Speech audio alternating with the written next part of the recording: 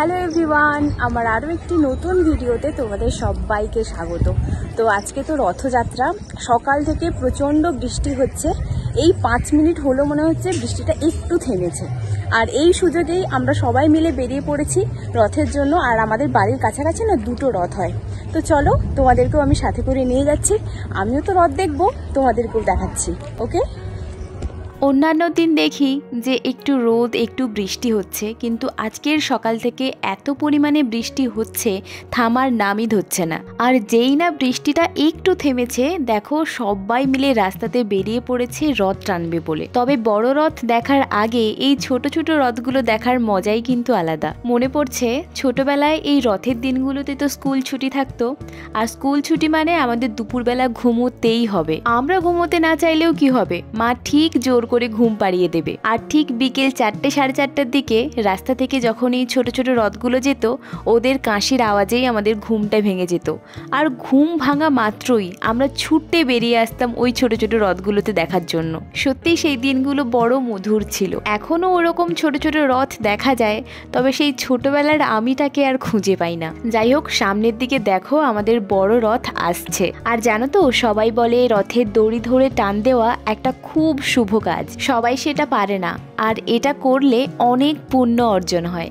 ছোটবেলায় বাবা মার সাথে আমি আর ভাই গুটি গুটি পায়ে রথ দেখতে যেতাম। তখন তো আমাদের বাড়ির কাছে এত বড় বড় রথ হতো না, ছোট ছোট রথ দেখতাম যে সবাই টানতো, কিন্তু এত বড় রথ আমাদের বাড়ির কাছে আগে হতো না। তাই ওই ছোট ছোট রথগুলো দেখেই একটু বিকেল থাকতে থাকতেই বাবার সাইকেলে করে আমি, মা, বাবা, ভাই এই 4 জনে মিলে বেরিয়ে পড়তাম একটু দূরে বড় রথ দেখতে যাওয়ার জন্য। সত্যিই সেই দিনগুলো ভীষণ মধুর ছিল। আজকের এই ভিডিওটা এডিট করতে বসে যখন তোমাদের সাথে এই কথাগুলো শেয়ার করছি, আমার মনে হচ্ছে আমি ঠিক সেই ছোট্টবেলাতেই ফিরে গেছি। আর রাস্তায় দেখেছো আমাদের বড় রথের সাথে সাথে কত ছোট ছোট রথ বেরিয়েছে, এগুলো দেখতেও আমার ভীষণ ভালো লাগে। আর এখন যে রথটা তোমাদের দেখাচ্ছি, এই রথটা আমার বাড়ির কাছের একটা দিদা বানিয়েছে তার নাতনির জন্য। জানো তো, ওই দিদাটার হাতের কাজও ভীষণ ভালো। আর ওই যে দূরে দেখো আমাদের রথ মহাশয় আসছেন রেনকোট মুড়ি দিয়ে। সত্যিই তো, ওনারও তো রেনকোটের প্রয়োজন। আর দেখতে দেখতে এত বৃষ্টি চলে এলো, আমরা বাধ্য হয়ে বাড়িতে চলে এলাম। কারি পাতা, কারি পাতার গন্ধটা দেখি, হাওয়ায় ছিঁড়ে নিল। আজকের তো মাসির আর বোনদের আসার কথা, ওরা যেহেতু এখনো এসে পৌঁছয়নি, তাই মা রাতে রান্না বান্নার জোগাড় শুরু করে দিয়েছে। আর এদিকে কথা বলতে বলতেই দেখি মাসিও চলে এসেছে। যাই হোক, তারপর সবাই মিলে চা খেয়েই বেরিয়ে পড়েছি রথের মেলা দেখতে যাওয়ার জন্য। যাওয়ার পথে দেখলাম বিকেলে যেই রথটা ধরে আমরা টানছিলাম, সেই রথটাই ফিরে আসছে।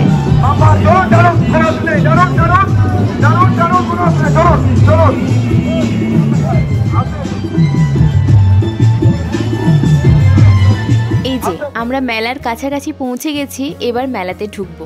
আর দেখেছো, বৃষ্টিটা যেই না একটু থেমেছে, সবাই মিলে কিন্তু মেলা দেখতে বেরিয়ে পড়েছে। আর মেলা মানেই তো জানো, চারিদিকে শুধু খাওয়ার দাওয়ার আর জিনিসপত্রের দোকান। তার উপর এটা যেহেতু রথের মেলা, তাই ঠাকুর তো থাকবেই, তার উপর নাম গান তো আছেই।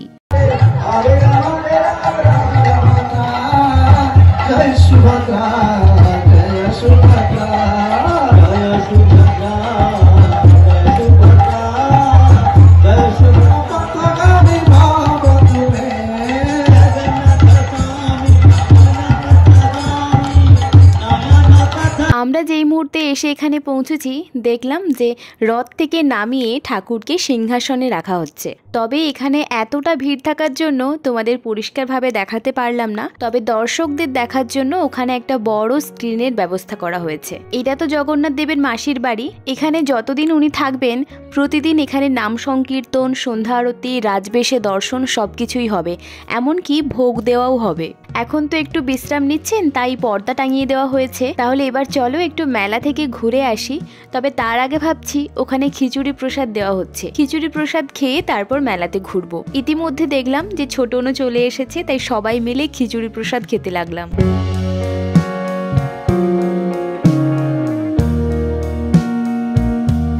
তারপর প্রসাদ খেয়ে আমরা চলে এসেছি মেলাটা ঘুরবো বলে। আর মেলাতে এত পরিমাণে কাদা, মানে তুমি স্লিপ খেয়ে পড়ে যাবে রীতিমতো। কিন্তু তার সত্ত্বেও আমরা তো হাল ছাড়ার পাত্রী নই। দু একটা জিনিস কিনেই আমরা মাশরুম পকোড়ার দোকানে চলে গেছিলাম, যেহেতু সেদিন নিরামিষ ছিল।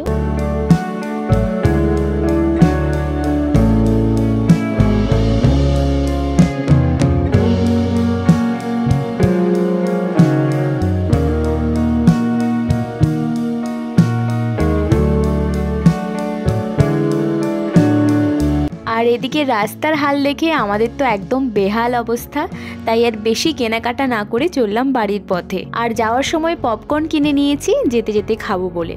আর এই পপকর্নটা আমার এত ভালো লাগে। যাই হোক, তারপর তো বাড়ি চলে এসেছি, কিন্তু সেদিন আর ব্লগটা শেষ করা হয়নি, তাই এই ব্লগটা পরের দিন সকাল থেকে কন্টিনিউ করছি।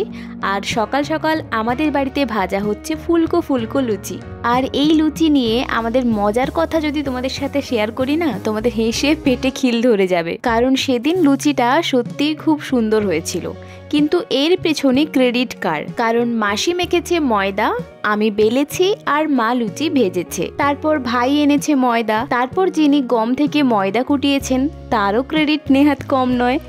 এইসব আলোচনায় আমরা যখন মশগুল, তখনই আমাদের প্লেটে এসে পৌঁছয় লুচি, ঘুগনি আর আলু ভাজা, আর সাথে ছিল সিমুইয়ের পায়েস, কিন্তু সেটা আমি ভিডিও করতে ভুলে গেছি। যাই হোক, তারপর ডিরেক্ট চলে এলাম দুপুরের মেনুতে। আজকের দুপুরের মেনুতে ছিল ভাত, আলু ভাজা, পটলের তরকারি আর চিকেন কষা। আর খেতে বসে জমজমাটি আড্ডা হবে না সেটা তো হতেই পারে না। তবে আমার সেদিন খুব একটা খাওয়ার ইচ্ছে ছিল না, যেহেতু সেদিন সকালের ব্রেকফাস্টটা খুব ভারী করেছিলাম, তাই দুপুরে প্রায় খাওয়ার ইচ্ছে ছিল না বললেই চলে। তবে আড্ডা তো আর মিস করা যায় না, তাই আমি মোরব্বা হাতে নিয়ে বসে গেছি, ওদের গল্প শুনছি। ওরা খাচ্ছে, বাট আমি খাচ্ছি মোরব্বা, যেটা ছিল ভীষণ টেস্টি। তারপর বিকেলের দিকে আবারও চলে এসেছে মেলা দেখার জন্য। আর জানো তো, আজকেও সকাল থেকে ভীষণ বৃষ্টি হচ্ছিল, তাই মেলাতে আজকেও খুব একটা ভালো করে ঘুরতে পারিনি। তবে আগের দিনের থেকে মোটামুটি অনেক জিনিস কিনেছি। আর জানোই তো, মেলা মানেই মেয়েদের সাজগোজের জিনিস কিনতেই হবে। আমি তো স্পেশালি মেলা থেকে প্রচুর সাজগোজের জিনিস কিনি। আর জানো তো, ওই দিন মা আর মাসি দুই বোন মিলে আলাদাভাবে বেরিয়েছিল, আর আমরা তিন বোন মিলে আলাদাভাবে গিয়েছিলাম শপিং করার জন্য। আর আমরা মেলা থেকে কি কি কিনেছি সেগুলো এসে মা আর মাসিকে দেখাচ্ছিলাম। বাই দ্য ওয়ে, তোমাদের জন্য একটা কথা বলে রাখছি, আমি মেলা থেকে কি কি কিনেছি এগুলো তোমাদের সাথে অবশ্যই শেয়ার করব, তবে সেটা একটা অন্য ভিডিওতে। তার জন্য এর পরের ভিডিওটা তোমরা অবশ্যই দেখো, আর চ্যানেলটাকে কিন্তু সাবস্ক্রাইব করে রেখো। জানো তো, মা আর মাসি বলছিল আমরা নাকি পুরো মেলাটাকেই তুলে নিয়ে চলে এসেছি। যাই হোক, আমি তো বললাম সবটাই তোমাদের সাথে শেয়ার করব, তবে তার জন্য প্লিজ চ্যানেলটা সাবস্ক্রাইব করে দিও, কারণ চ্যানেলটা প্রচণ্ড স্লো যাচ্ছে, যেটা দেখে আমার লিটারেলি ভীষণ মন খারাপ। যাই হোক, আজকের ভিডিওটা এই পর্যন্ত। ভিডিওটা যদি ভালো লাগে তাহলে প্লিজ একটা লাইক করে দিও, আর যেটা বললাম চ্যানেলটাকে সাবস্ক্রাইব করে দিও। আজকে আসছি, দেখা হচ্ছে তোমাদের সাথে পরবর্তী কোনো ভিডিওতে।